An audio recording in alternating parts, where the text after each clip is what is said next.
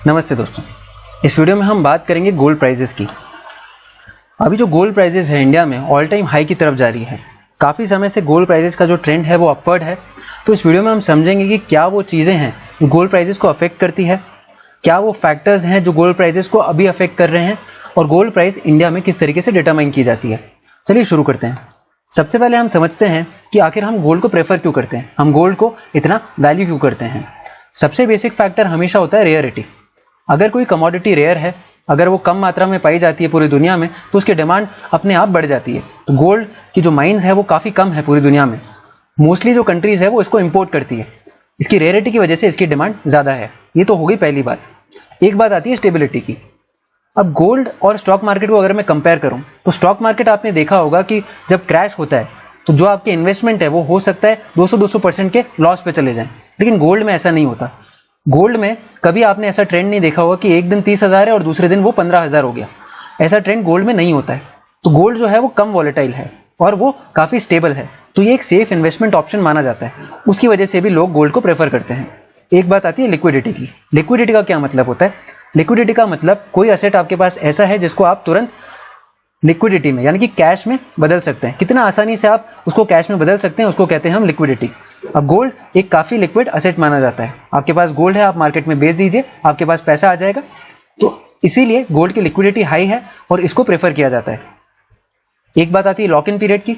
आप गोल्ड कभी भी खरीद सकते हैं, कभी भी बेच सकते हैं। ये बॉन्ड जैसा नहीं है कि बॉन्ड में कई बार क्या होता है कि 1 या 2 साल के लिए आपको लॉक इन कर दिया जाता है, तब आप उससे पहले उसको बेच नहीं सकते। गोल्ड में आपके पास आपके ऊपर ऐसी कोई कंडीशन नहीं है, ऐसी कोई बंदिश नहीं है। एक बात आती है ज्वेलरी की। इंडिया में ट्रेडिशनली ज्वेलरी को काफ़ी ज़्यादा प्रेफरेंस दी जाती है, चाहे वो रिलीजियस पर्पज़ के लिए हो, चाहे वो फेस्टिव सीजन्स के लिए हो, चाहे वो मैरिज के लिए हो।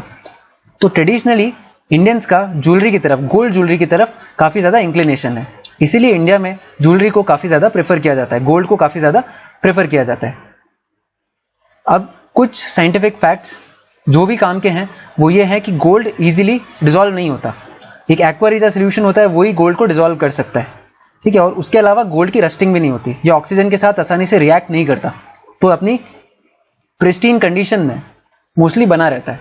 ये कुछ फैक्टर्स हैं, कुछ मेजर फैक्टर्स, कुछ माइनर, कुछ पेरिफेरल फैक्टर्स, जिसकी वजह से हम गोल्ड को ज़्यादा प्रेफर करते हैं, गोल्ड को ज़्यादा वैल्यू करते हैं। अब हम बात करते हैं क्या वो फैक्टर्स हैं जो गोल्ड की प्राइसेस को अफेक्ट करते हैं। एक थंब रूल जो हर एक चीज़ में लगता है वो होता है सप्लाई और डिमांड का। सप्लाई अगर बहुत ज़्यादा बढ़ जाए और डिमांड कम रह जाए तो किसी भी चीज़ की प्राइस जो है वो कम हो जाती है, और उल्टा अगर सप्लाई कम हो जाए और डिमांड बहुत ज़्यादा बढ़ जाए तो उस चीज़ की प्राइस बढ़ जाती है।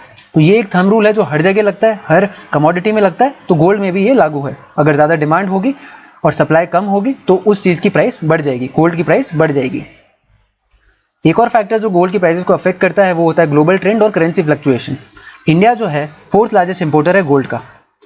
तो ग्लोबल ट्रेंड्स अगर चेंज होंगे किसी भी कारण, अगर दुनिया में गोल्ड की प्राइसेस बढ़ेगी तो हमारा इंपोर्ट बिल जो है वो बढ़ेगा। अब हमें ज़्यादा पैसे देने पड़ेंगे गोल्ड की प्राइस को, गोल्ड को इंपोर्ट करने के लिए, क्योंकि गोल्ड की प्राइस ओवरऑल बढ़ चुकी है। तो इसकी वजह से गोल्ड की प्राइस इंडिया में बढ़ेगी। एक बात आती है करेंसी फ्लक्चुएशंस की। अब इंडिया जब इंपोर्ट कर रहा है तो अगर वो डॉलर में पेमेंट कर रहा है और मान लीजिए रुपये की वैल्यू डिप्रिशिएट हो गई, यानी कि $1 में पहले 70 रुपए आते थे लेकिन अब $1 में 80 रुपए आ रहे हैं, इतना वैल्यू जो है रुपये की डिप्रिशिएट हो गई, तो अब हमें ज़्यादा पैसे देने पड़ेंगे उतने ही अमाउंट ऑफ गोल्ड को खरीदने में। तो उसकी वजह से भी क्या होगा, प्राइसेस गोल्ड की बढ़ जाएगी।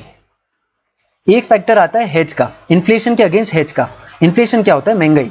जब महंगाई होने लग रही है और आपको पता है कि आपकी रुपये की वैल्यू कम हो गई है, अब जो पहले आप चीज़ 10 रुपए में खरीदते थे अब 15 रुपए में खरीद रहे हो, इसको बोलते हैं महंगाई। जनरल राइज इन प्राइसेस यहाँ पे हो चुका है।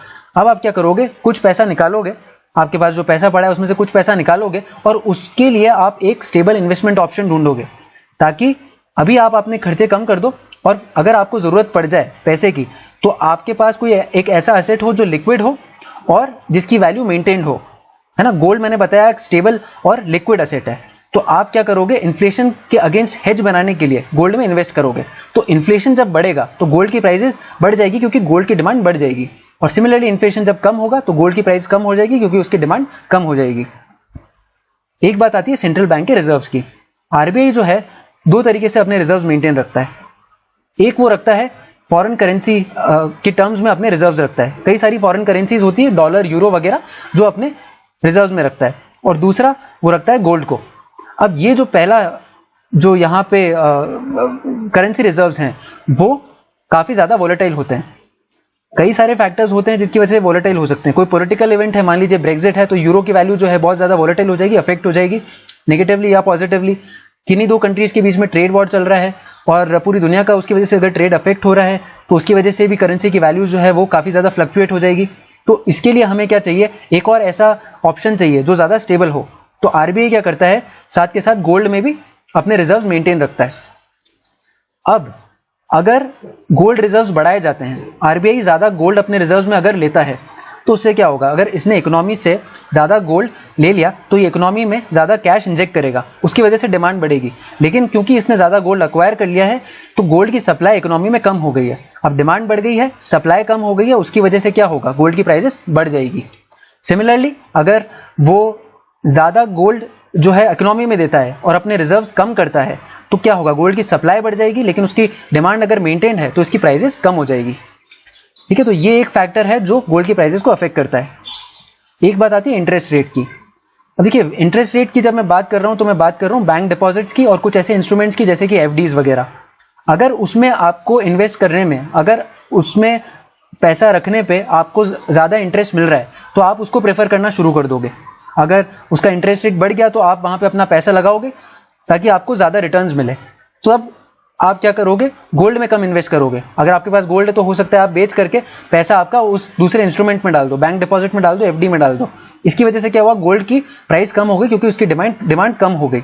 सिमिलरली उल्टा होगा, अगर यहाँ पे इंटरेस्ट रेट जो है कम होगी तो आप हो सकता है गोल्ड को ज्यादा प्रेफरेंस दो और उसकी डिमांड बढ़ जाए और उसकी प्राइस बढ़ जाए। तो बेसिकली एक इनवर्स रिलेशनशिप यहाँ पे देखने को मिलता है।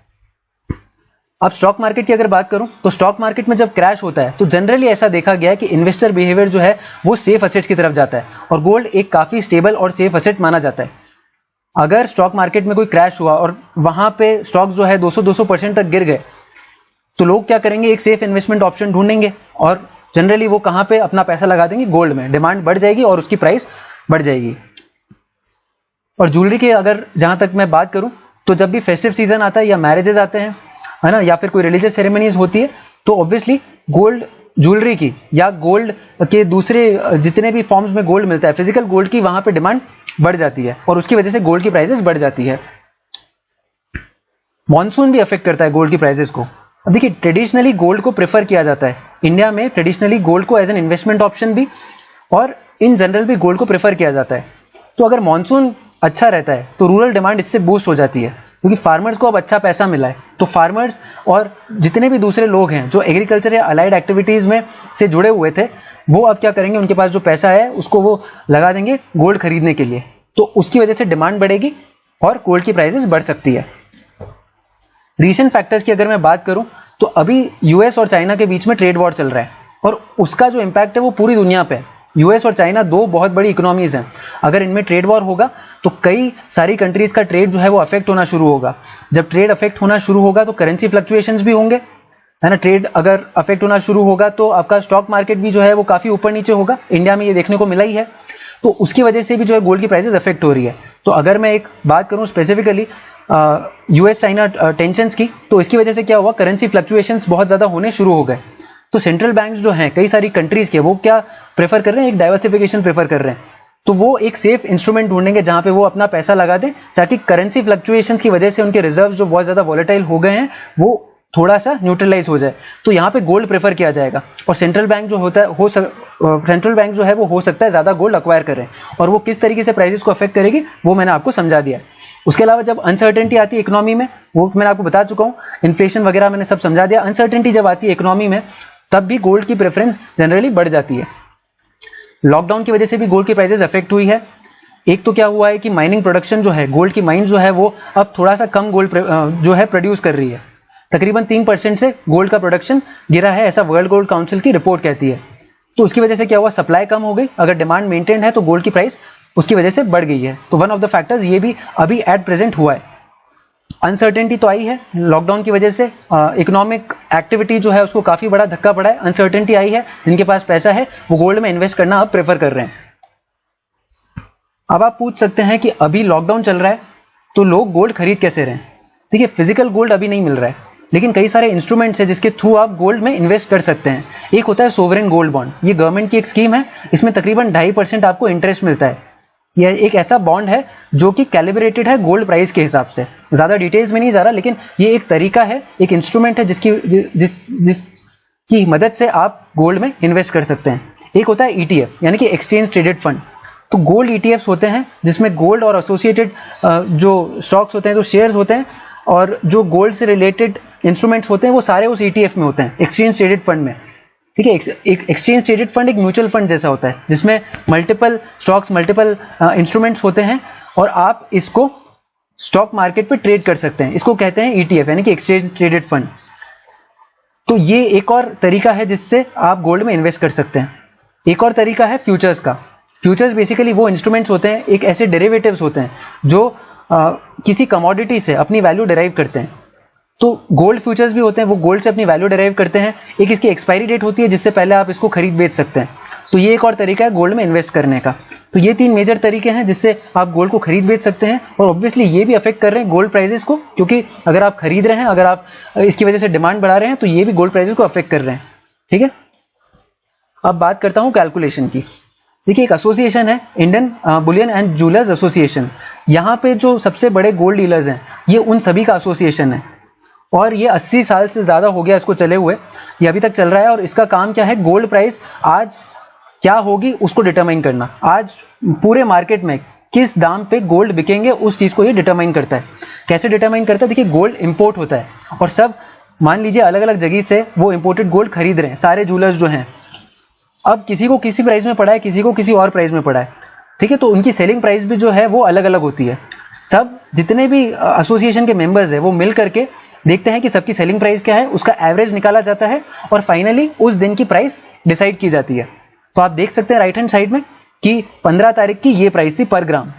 ठीक है, तो ये एक प्राइस आज के दिन की डिसाइड हो गई। ठीक है, जब ये डिसाइड हो गई तो उसके बाद क्या हुआ कि पूरे मार्केट में यूनिफॉर्मिटी आ गई कि सबको इसी प्राइस पे गोल्ड मिलेगा। ठीक है, तो ये एक अच्छा फैक्टर होता है जिसकी वजह से यूनिफॉर्मिटी आ जाती है गोल्ड प्राइसेस में। उसके बाद इस पे जुड़ते हैं कुछ मेकिंग चार्जेस जो कि ज्वेलर्स ही डिसाइड करते हैं। उसके बाद लगता है इस पे GST, 3% का GST गोल्ड पे लगता है। पहले ये इंक्लूडेड नहीं था लेकिन बाद में इस पे GST लगा दिया गया। ठीक है, तो इस तरीके से गोल्ड की प्राइसेस डिटरमाइन होती है। ठीक है, तो ये पूरा था एक वीडियो जिसमें आपको बताया गया कि गोल्ड की प्राइसेस किन चीजों से अफेक्ट होती है, क्या फैक्टर्स है जो गोल्ड की प्राइसेस को अफेक्ट करते हैं, अभी क्या फैक्टर्स है जिसकी वजह से गोल्ड प्राइसेस अफेक्ट हो रही है और कैलकुलेशन किस तरीके से इसका किया जाता है। मुझे आशा है कि आपको वीडियो अच्छा लगा है।